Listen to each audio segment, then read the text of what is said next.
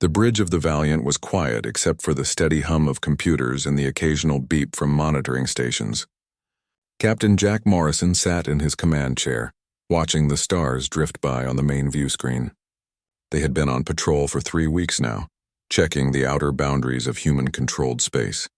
It was boring work, but someone had to do it. Jack was a tall man with graying hair at his temples. He had served in Earth's military for 20 years before joining the space fleet. His face showed the lines of someone who had seen combat and survived. The crew respected him because he never asked them to do anything he wouldn't do himself. Lisa Hart sat at the communication station, her fingers dancing across the controls. She wore her blonde hair pulled back in a tight bun and kept her station organized perfectly.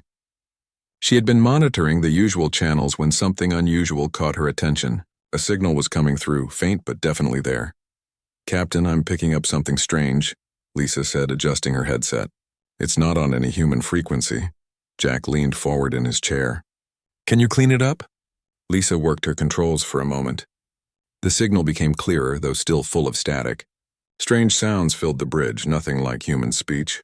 The computer began working on a translation. "It's a distress call," Lisa reported. "The computer is trying to translate now." Greg Sullivan looked up from his tactical station. He was a thick-shouldered man with dark hair and sharp eyes that missed nothing. "Could be a trap, Captain. Pirates sometimes use fake distress calls to lure in victims." "I know," Jack said, "but we have to check it out."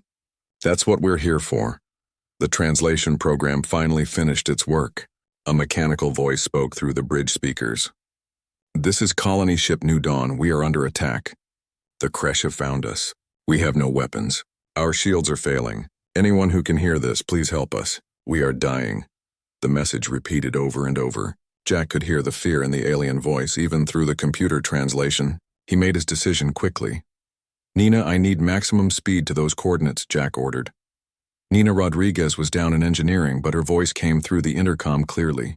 "Captain, if we push the engines that hard, they'll need major repairs afterward." "I understand, but we don't have a choice. There are people dying out there." "Yes, sir. Give me 2 minutes to prepare, then we'll burn hard." Kevin Price checked his sensors and fed the coordinates to the navigation computer. He was young for his position, only 25, but he had a gift for reading sensor data. "Captain, the signal is coming from about 4 light years away. At maximum speed, we can be there in 6 hours. Make it 5 if you can," Jack said. He stood up and walked toward the view screen. "Lisa, try to send a message back. Tell them help is coming." Lisa shook her head. "I'm trying, sir, but I'm not getting any response. Either their communications are damaged or they can't hear us at this range. Keep trying anyway. They need to know they're not alone." Danny Cooper, the weapons officer, began running diagnostics on all the ship's weapon systems.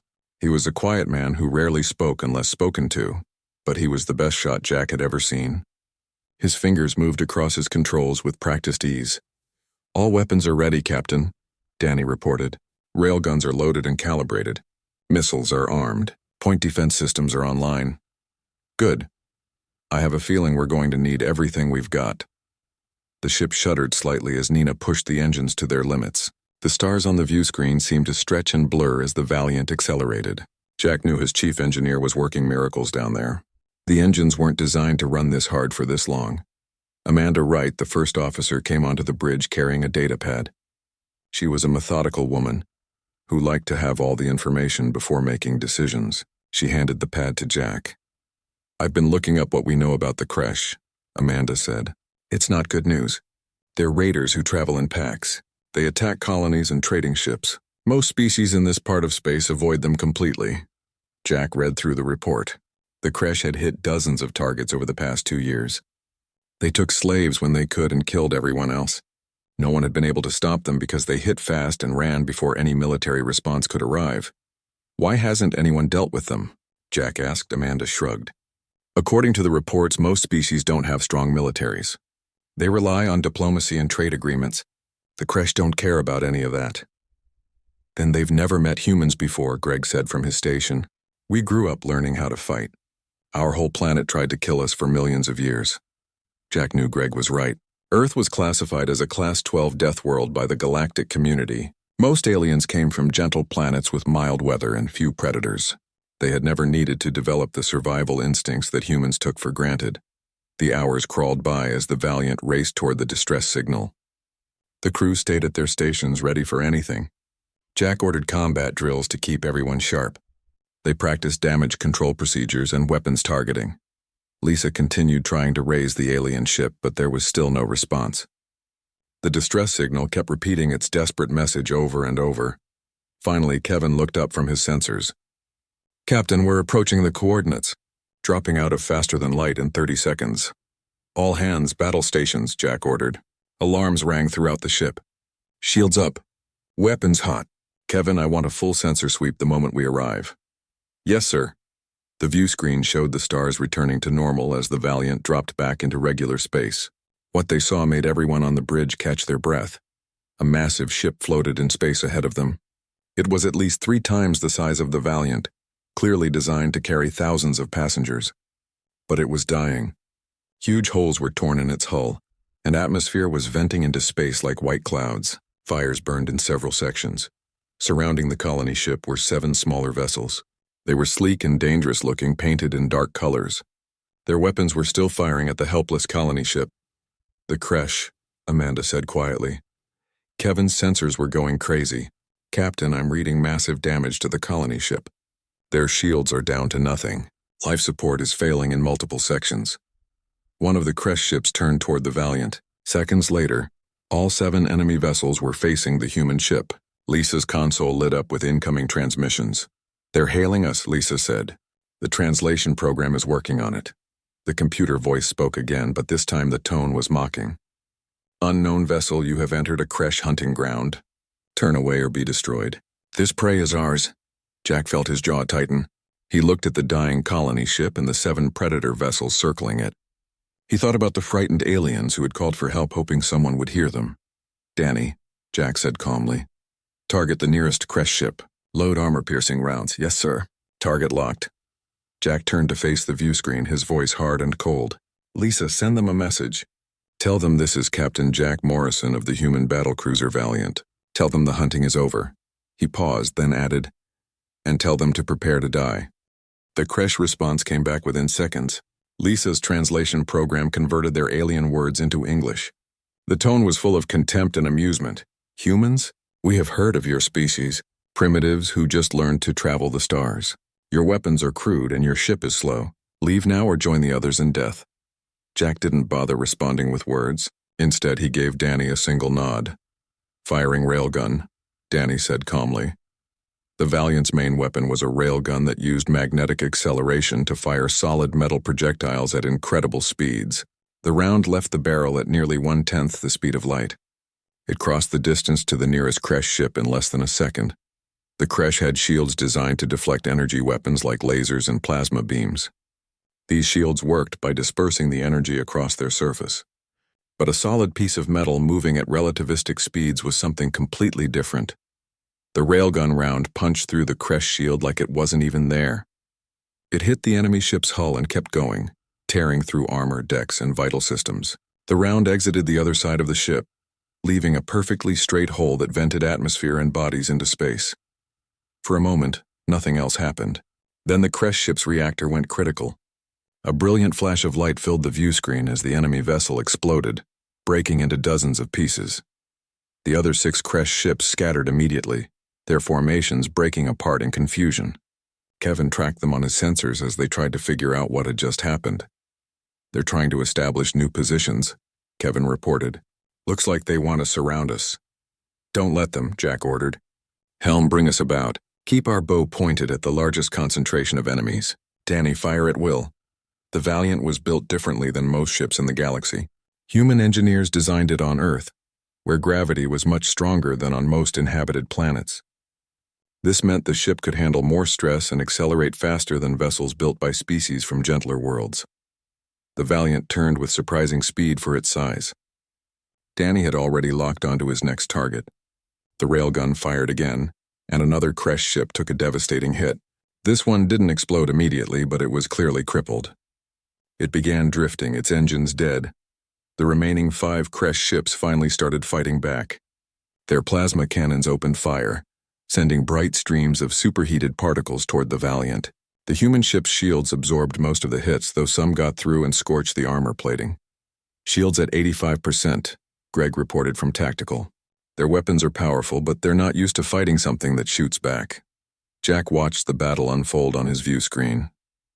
The Kresh ships were elegant and streamlined, clearly built for speed and precision. Their weapons were sophisticated pieces of technology that most species would admire. But the humans had brought something different to space. They had brought weapons designed for total destruction. They had brought the mindset of survivors from a planet where everything wanted to kill them. Launch missiles, Jack ordered. Pattern Delta 7. Danny's fingers flew across his controls. Hatches opened on the Valiant's hull and 20 missiles shot out, their engines burning bright. They spread out in a predetermined pattern, forcing the Kresh ships to split their point defense fire. The Kresh managed to shoot down 12 of the missiles. 8 got through. 6 of them carried high-explosive warheads. 2 carried something special. Electromagnetic pulse weapons designed to fry electronic systems. The explosions lit up the darkness of space. 2 more Kresh ships took direct hits. One lost its shields completely, while the other had its weapon systems knocked offline by an electromagnetic pulse blast. 3 enemy ships destroyed or disabled, Greg announced. 3 still active and engaging. But the remaining Kresh were adapting to human tactics. They stopped trying to fight at range where the railgun had the advantage. Instead, they accelerated toward the Valiant, trying to get in close where their plasma weapons would be more effective. They're closing fast, Kevin warned. Range will be point blank in 30 seconds. Jack smiled grimly. The Kresh thought they were being smart. They didn't know about another feature of human warships. Danny switched to close-range defense systems. Show them what autocannons can do. As the Kresh ships closed to within a few hundred meters, the Valiant's hull seemed to come alive. Dozens of gun turrets emerged from hidden compartments and began firing. These were autocannons, rapid-fire weapons that sprayed solid projectiles in devastating streams. The Kresh ships ran straight into a wall of metal. Their shields, already weakened from previous hits, couldn't handle the sheer volume of fire. Hundreds of rounds per second hammered into their hulls, tearing apart armor and ripping through internal systems. One Kresh ship tried to ram the Valiant in desperation. Danny calmly targeted its bridge with a focused burst from 3 autocannons.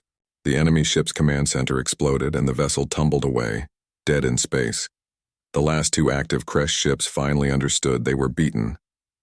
They broke off their attack and turned to run, their engines burning at maximum power as they tried to reach faster than light speed. They're fleeing, Kevin reported. They'll reach jump distance in 40 seconds. Jack's face was stone. Danny, fire missiles. I don't want them reporting back to their friends. Missiles away. Long-range missiles streaked after the fleeing Kresh ships. These weren't loaded with explosives or electromagnetic pulses. These carried small nuclear warheads, weapons that most civilized species had banned centuries ago as too barbaric. The missiles caught up to the Kresh ships just as they were about to jump. Twin nuclear explosions bloomed in space, bright enough to make the view screen dim automatically to protect everyone's eyes. When the light faded, there was nothing left of the enemy ships but expanding clouds of superheated gas. The bridge was silent for a moment. 7 Kresh ships had attacked a defenseless colony vessel. 7 Kresh ships were now destroyed. The entire battle had lasted less than 20 minutes. All enemy vessels eliminated, Greg confirmed. No survivors detected. Jack let out a breath he didn't know he'd been holding. Damage report. Shields are at 40%, Greg said, checking his displays. We took some hits to the outer hull, but nothing critical. No casualties reported. Good. Lisa, try to contact that colony ship. Let them know the danger is over. Lisa worked her controls, then shook her head with concern. Sir, I'm getting a response, but it's weak. Their communications are badly damaged. I can barely make out what they're saying. Put it through. The translation program struggled with the weak signal, but eventually a voice came through the speakers. It was high-pitched and trembling with fear and exhaustion. Human ship. You came. We thought no one would come. Jack stood up from his command chair. Amanda, take a team over there. Assess the damage and see what we can do to help. Take Nina and her engineers. That ship needs immediate repairs or those people aren't going to make it. Amanda was already moving toward the door. Yes, sir. I'll take care of it. And Amanda, Jack added, be careful. We don't know anything about these aliens. Their biology could be completely different from ours. Understood, Captain. As Amanda left the bridge to gather her team, Jack looked at the damaged colony ship on his view screen. It was still venting atmosphere, still burning in places, but it was no longer under attack. The predators were dead. Greg came to stand beside Jack's chair. You know the Kresh won't let this go. We just destroyed 7 of their ships. They'll send more. Let them come, Jack said quietly. They need to learn that the galaxy has changed. Humans are here now, and we don't run from bullies. Kevin was studying his sensors carefully. Captain, I'm picking up a lot of life signs on that colony ship. Thousands of them. But the readings are strange. These aliens are much smaller and more fragile than humans. Jack nodded slowly. He was beginning to understand what they were dealing with. Most species in the galaxy came from easy planets where survival didn't require strength or aggression. They had never needed to fight, but humans were different. Humans came from Earth, a planet that had tried to kill them every single day for millions of years. They had learned to survive, to adapt, and to fight back. And now they had brought those lessons to the stars. Amanda Wright stood in the airlock wearing her pressure suit, checking the seals one last time. Behind her were 5 other crew members, including Nina Rodriguez and 2 of her best engineers. They also carried medical supplies, portable generators, and emergency hull repair equipment. Everyone ready? Amanda asked through her helmet radio. She received confirmations from the entire team. The airlock door opened, and they used small maneuvering jets to cross the empty space between the Valiant and the damaged colony ship. As they got closer, Amanda could see the destruction more clearly. The Kresh weapons had torn massive holes in the hull. Some sections were completely exposed to vacuum. They found an intact airlock, and Nina worked to override the controls. The colony ship's power was failing, so the automatic systems weren't working properly. It took her 3 minutes to get the door open manually. The interior of the alien ship was dark, except for emergency lighting that flickered weakly. The corridors were smaller than on human ships, with lower ceilings. Everything seemed designed for people much shorter than humans. Stay alert, Amanda warned. We don't know what we're going to find. They moved deeper into the ship, following signs toward what their translators indicated was the bridge. They passed several sections that were sealed off, the doors showing red warning lights. Those areas had lost atmosphere completely. Then they heard voices, small, high-pitched voices speaking in a language the translators struggled to process. Amanda's team rounded a corner and came face to face with the aliens for the first time. There were 5 of them huddled together near a damaged control panel. They stood only about 4 feet tall with thin, delicate bodies. Their skin was a pale blue-gray color, and they had large eyes that seemed to take up half their faces. They wore simple clothing that looked like robes. When they saw the humans in their bulky pressure suits, the aliens backed away in fear. One of them made a squeaking sound that the translator interpreted as, "Please don't hurt us." Amanda slowly removed her helmet, showing her face. "We're here to help. We got your distress call." The aliens stared at her in amazement. One of them, slightly taller than the others, stepped forward cautiously. The translator rendered his words into English. You answered our call, but we sent it to everyone. No one came. Everyone said the Kresh were too dangerous. We're humans, Amanda said simply, and we don't leave people to die if we can help them. The tall alien seemed to struggle with his emotions. His large eyes were filled with tears. I am Keeper Ven. I am the captain of this ship. We have been running from the Kresh for months. They found us today. We thought we were all going to die. Nina stepped forward, still wearing her helmet. Captain Ven, we need to assess the damage to your ship. Can you show us your engineering section? Ven nodded quickly. Yes, this way. But please be careful. Many sections are not safe. The Kresh weapons damaged our structural supports. As they followed Ven through the corridors, Amanda counted the aliens they passed. There were dozens of them, all showing signs of fear and exhaustion. Many were injured.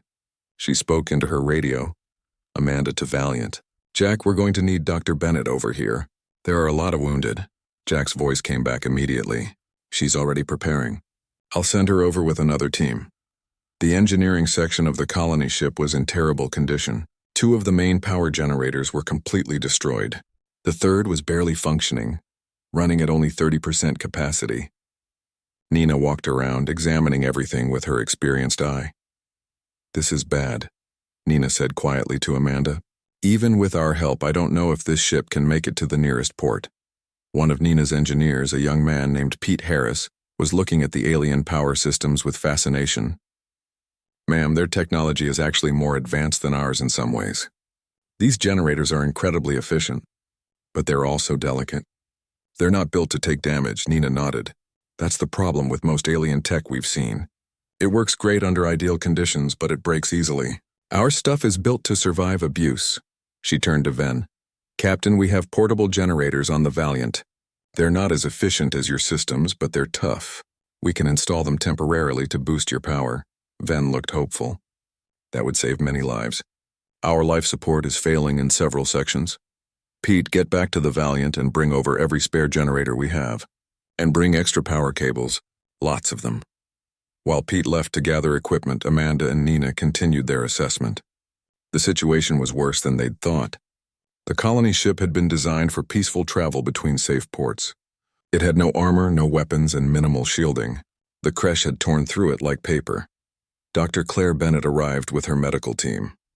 She was a calm woman in her 40s with steady hands and a gentle manner. When she saw the injured aliens, she immediately went to work. Their biology is different from ours, but the basics are the same, Claire said as she examined a wounded Valari. They have blood, organs, bones. I can work with this. One of the injured aliens, a young female, looked up at Claire with her large eyes. Are you a healer? Yes, I'm a doctor. I'm going to help you. The young alien's voice was weak. Thank you, human. We were so scared. The creche were going to kill us all. Claire's face hardened slightly. Not anymore. Those creche are gone. As the medical team worked, Amanda explored more of the ship with Ven. She needed to understand who these people were and why the creche had attacked them. Keeper Ven, what is your species called?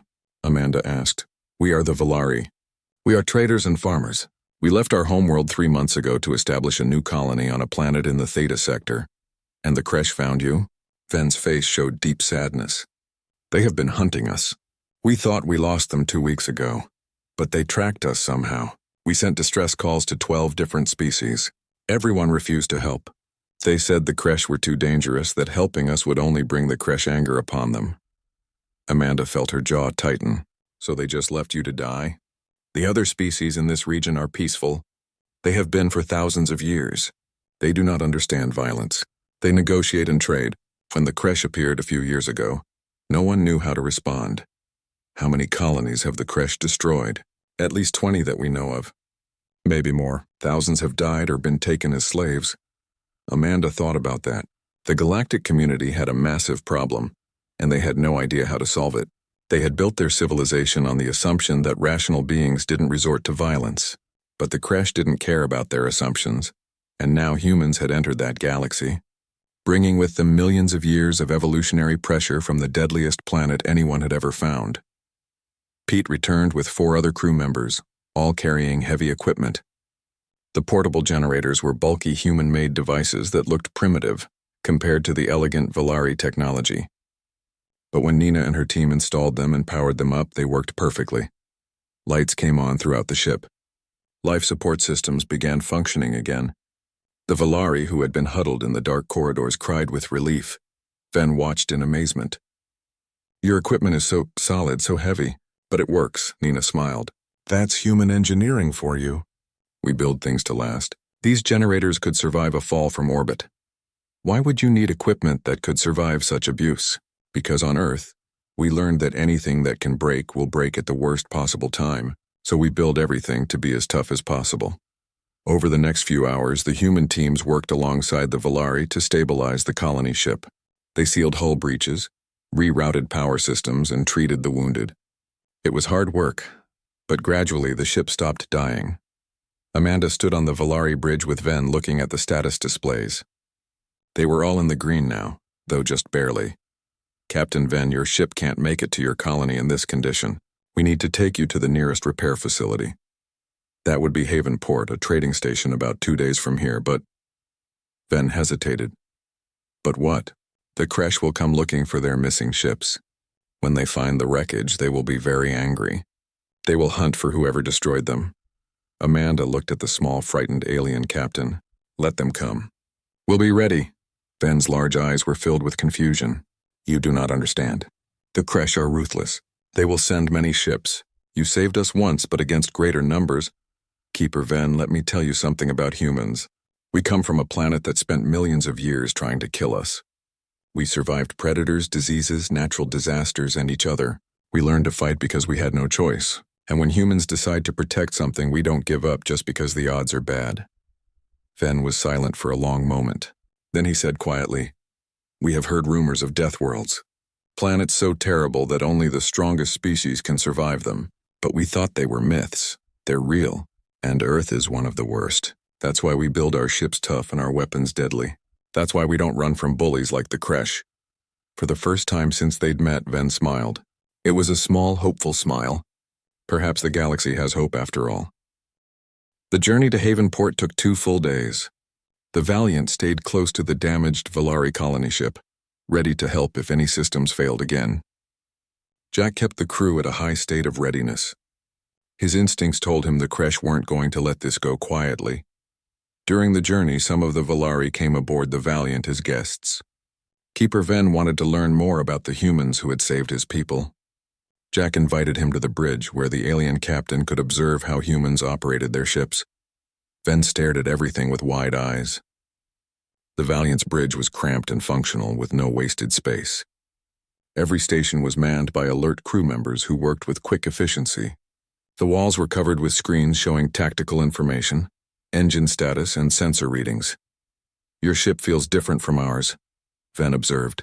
"Everything is so compact and reinforced." Greg Sullivan looked up from his tactical station. "We design our ships to take punishment. In a fight, things break. Equipment fails. We plan for that. But fighting is so rare in the galaxy.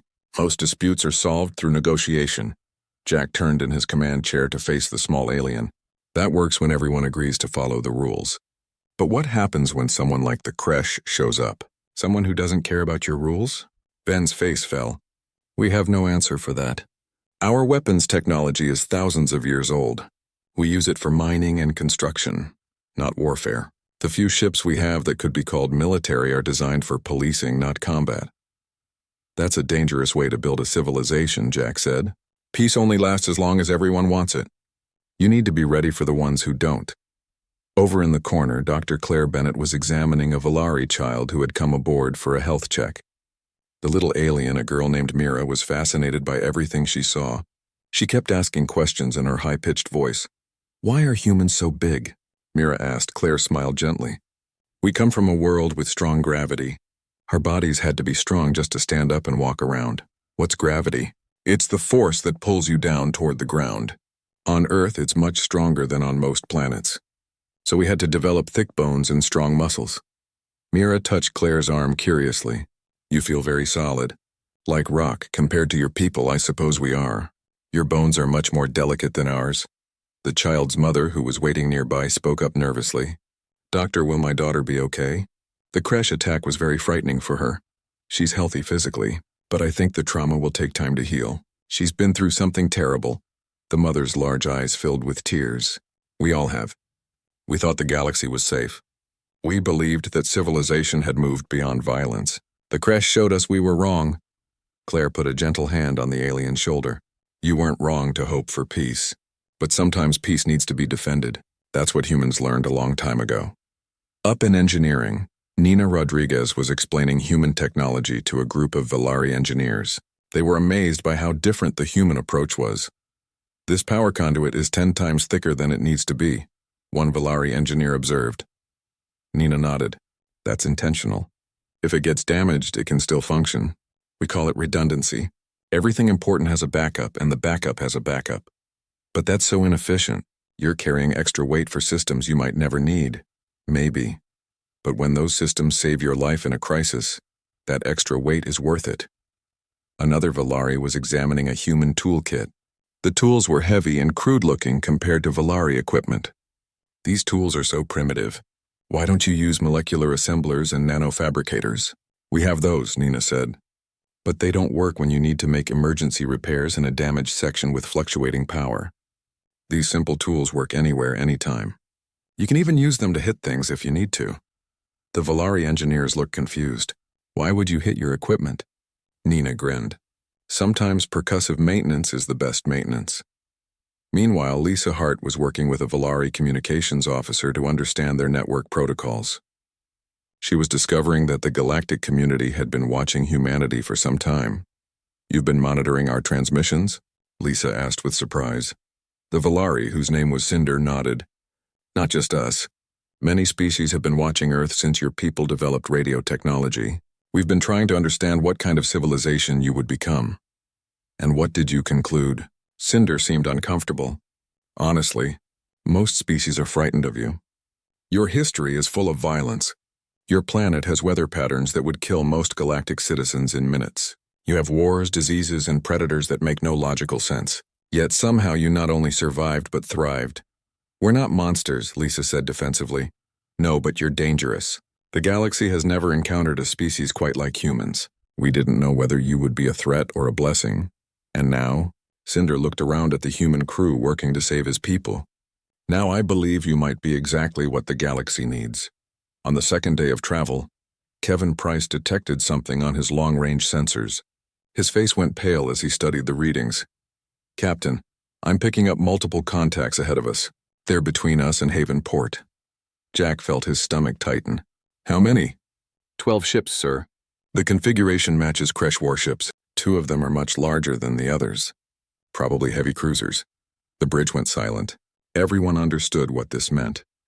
The Kresh had found them, and they'd brought serious firepower.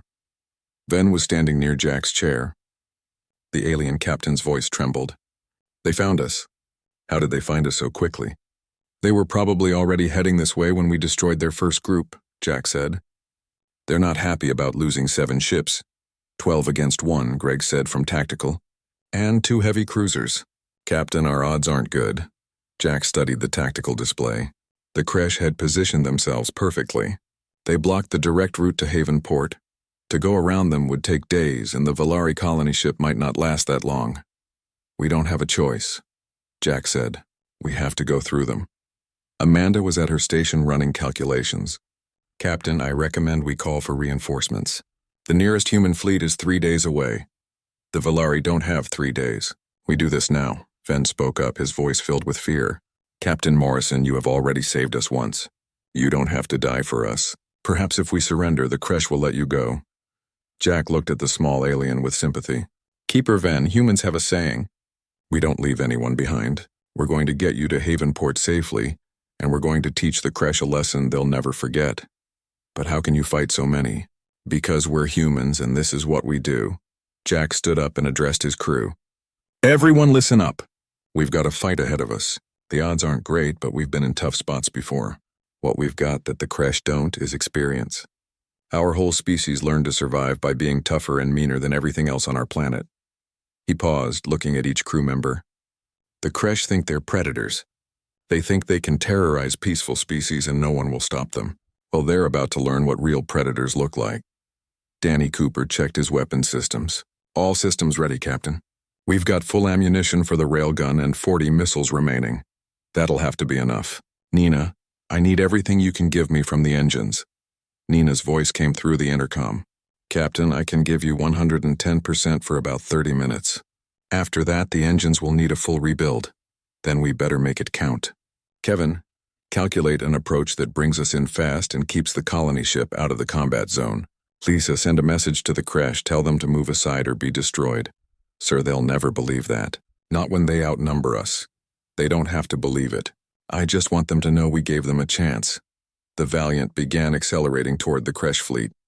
Behind them, the Volari colony ship slowed down, following Jack's instructions to stay back. Aboard the colony ship, thousands of Volari watched their view screens in terror and hope. A reply came back from the Kresh.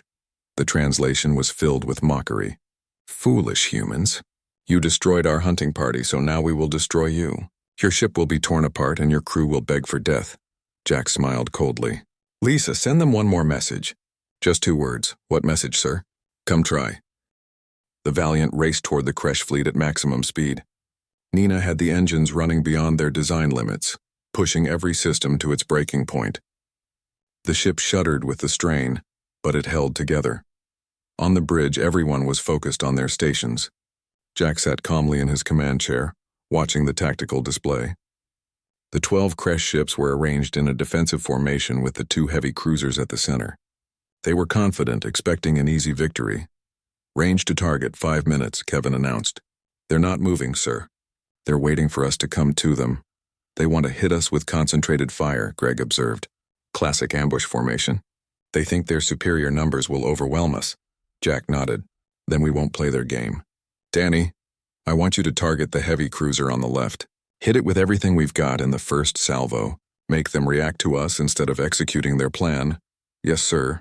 Loading maximum payload." Amanda turned to Jack with concern. "Captain, if we commit everything to one target, the other ships will tear us apart. Trust me. We're going to hit them so hard they'll forget their tactics."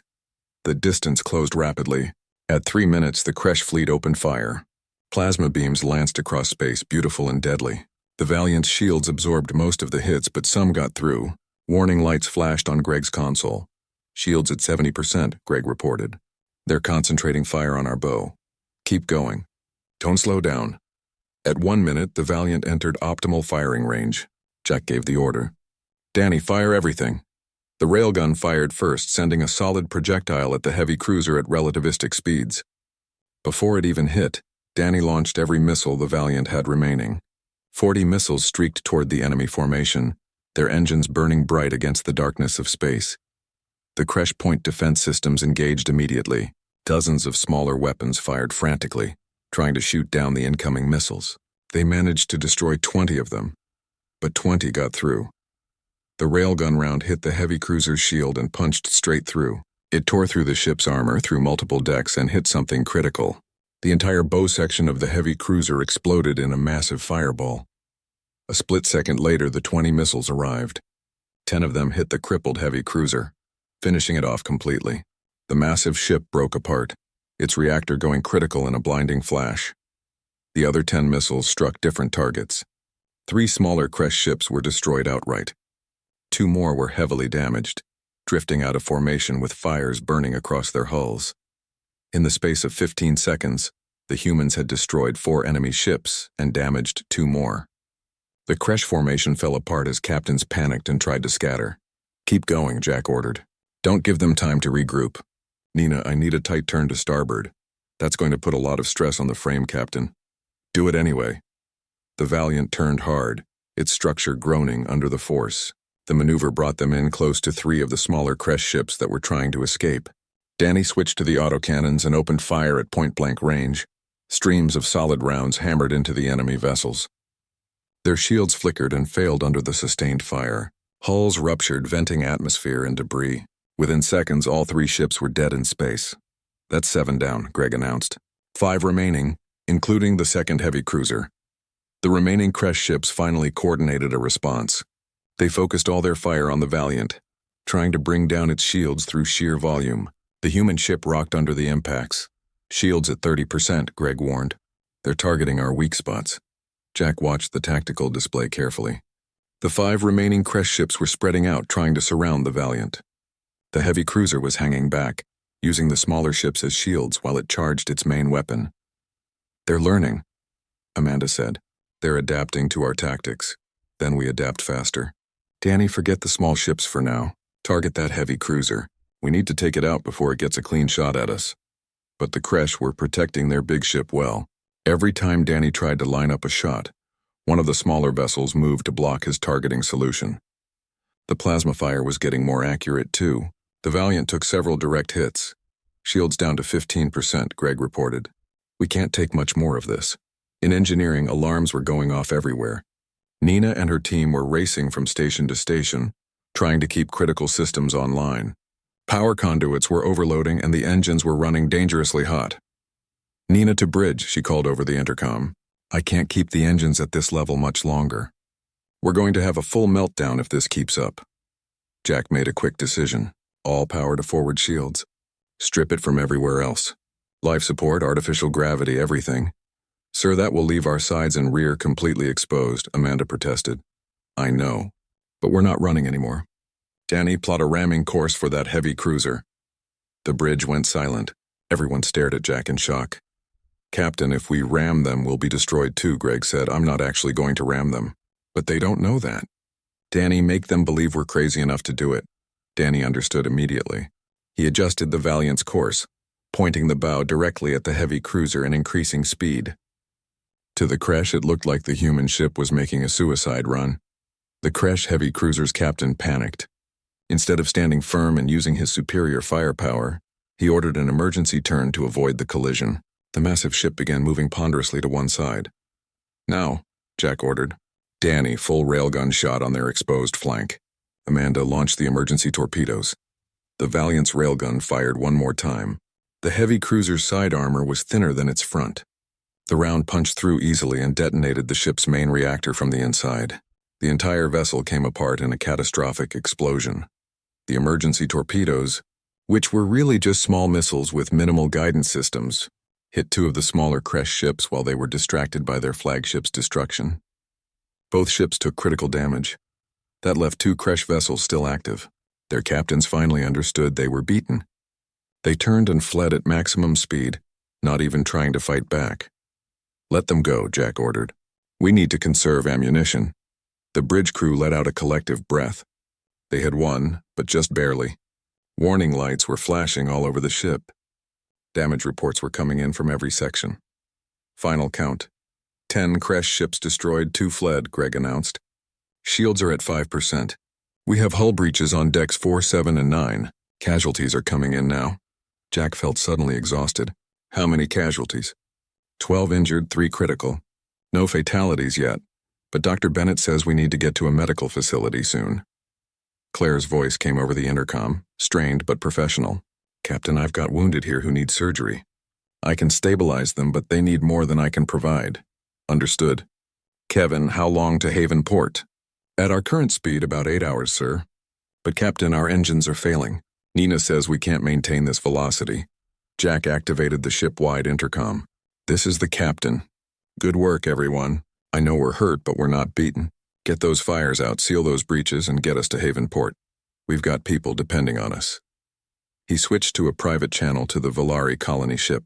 Keeper Ven, the way is clear. Follow us in. We'll get you home. Ven's voice was filled with emotion. Captain Morrison, what you did. 12 ships. You fought 12 ships and won. I didn't think it was possible. We're humans, Keeper Ven. When we fight to win, no matter the odds. Over the next several hours, the crew of the Valiant worked frantically to keep their ship running. Nina performed miracles in engineering, keeping the engines functional through sheer determination and creative repairs. Damage control teams sealed hull breaches with emergency patches. Medical teams treated the wounded in cramped, damaged corridors. And slowly, painfully, the two ships limped toward Haven Port. On the bridge, Jack watched his crew work.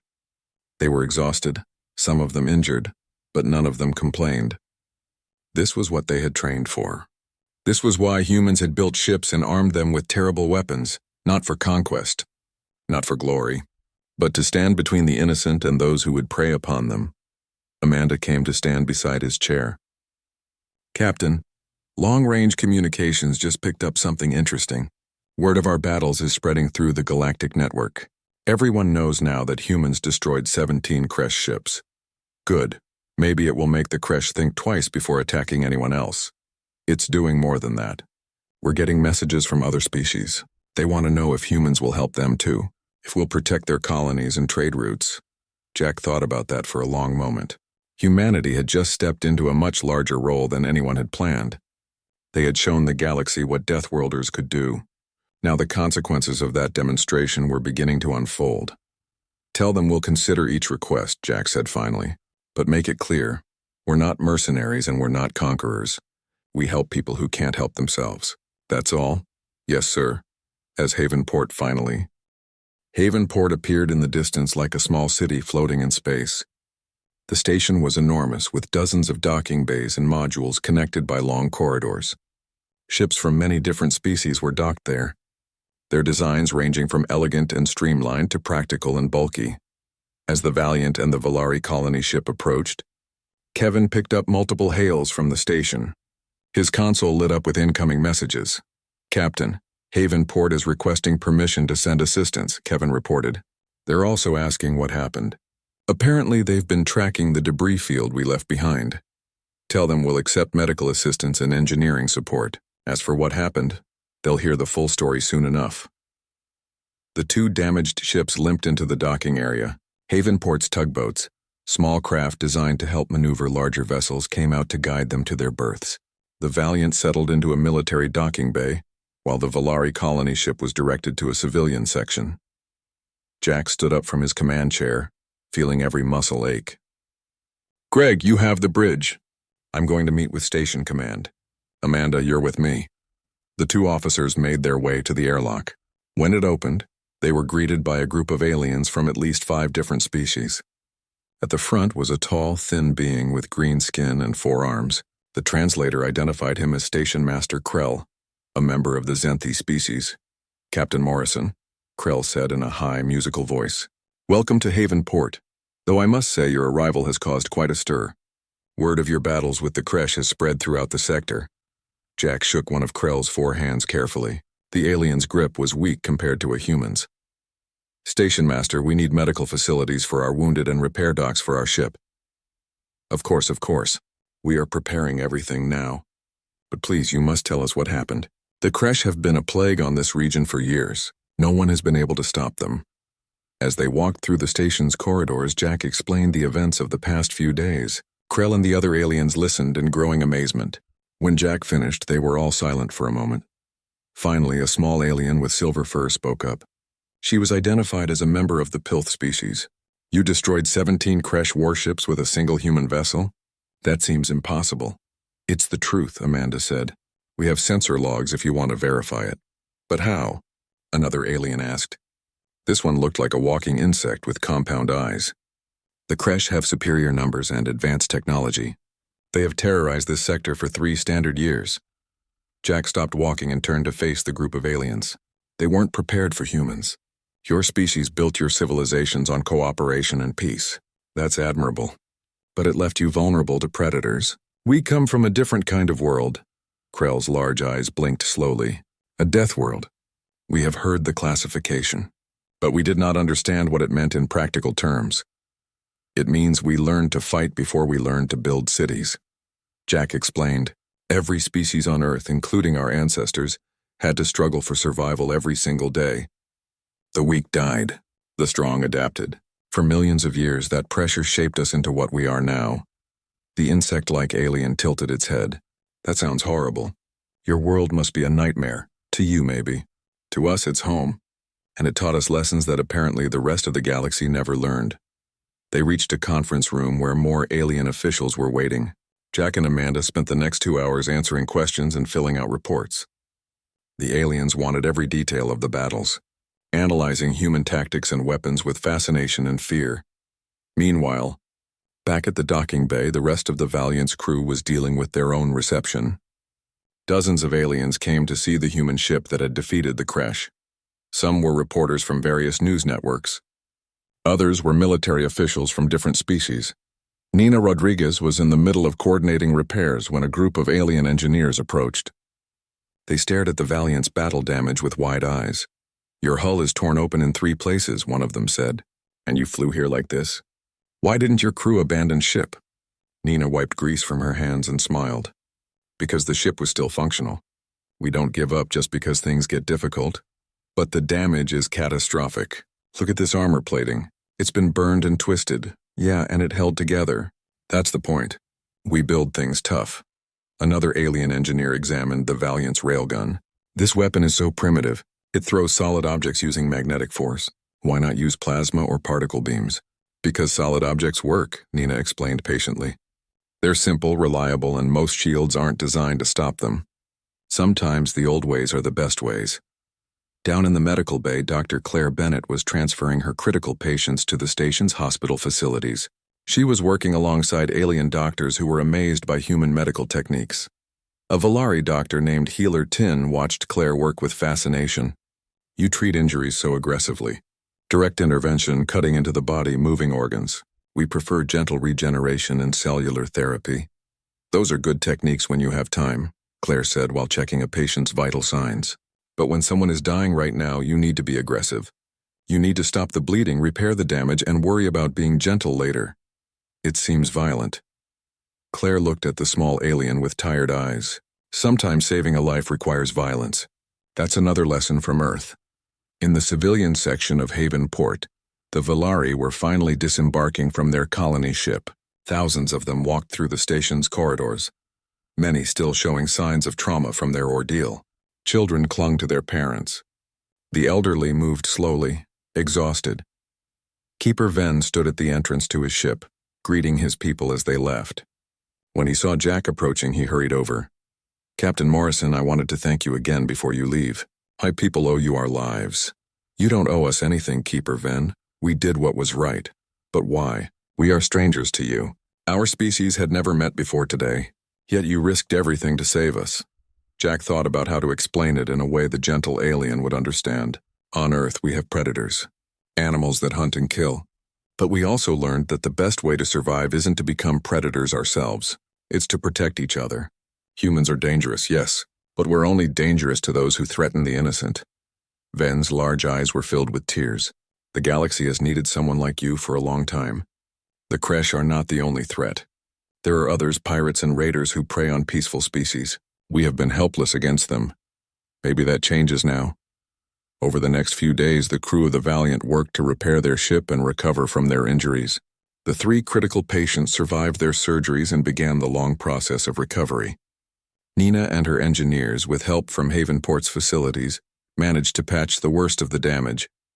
But the real change was happening throughout the galactic network. News of the battles spread from system to system. Species that had never heard of humans were suddenly very interested in these Deathworlders, who had accomplished what everyone else thought impossible. Lisa Hart monitored the communications traffic and reported what she found to Jack. "Captain, we're getting requests from all over. Trading guilds want to hire us as escorts. Colonies want protection. Even some governments are reaching out, asking if Earth would be interested in military alliances." "What's Earth Command saying?" "They're overwhelmed. This wasn't supposed to happen so fast.